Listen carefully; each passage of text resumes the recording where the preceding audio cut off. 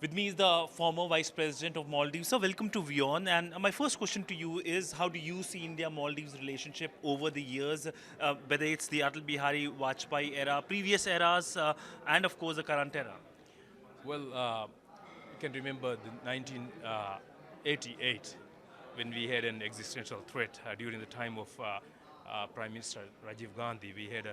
We had Indian support very swiftly, and then the order was restored, and then so from the time we can never remember, we have India as our closest ally and our partner.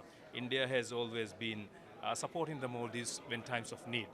We have had a great relationship even during our time the MDP-led government. We had a wonderful, a great relationship with India. India's support for our developments as a partner was, I think, immense.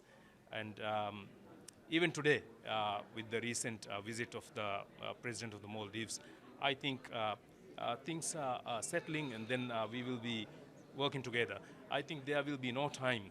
There will never come a time where India and Maldives never be together. So that's how positive the Maldivians are. So during your address, you mentioned about how India has been the first responder. India played an important role when it comes to the COVID crisis, sent the vaccines very soon, and in previous natural disasters as well. So if you can perhaps elaborate on your comment that India has been the first responder. Yes, during 1988, when we had this coup attempt, India was there. Within no swift action was taken by Indian government, and also when we had a water crisis in Male, there was again India responded very swiftly. And then during the pandemic of, everybody had the trouble. Even India, rest of the world, they were suffering from this. But even at that difficult time, India gave a special thought, and then provided us with vaccine, and also opened its doors for the Maldivians to travel to India for further medical care. So today we see that India is very close to country as a partner. And then if you see the developments taking place in the Maldives, like airports, housing, and other projects that are also high impact projects within the islands for its people, it's India. So we have the India first policy in the Maldives, and I hope, and I'm very much sure that this relationship will last for the betterment of two people. Sir, while the relationship has been very good, there have been few periods when the relationship has seen little stress. We saw the election period, the last elections, where there was the India Out campaign by the government, which is in power. The government has distanced itself so far from that, and the relationship looks good now. But do you think that so-called campaigns which have taken are just part of the politics and not the general sentiment? Well, that you can see that that government has now come very close to India and working with India. So I only see that it is just during a very heated campaign. So sometimes people use different techniques.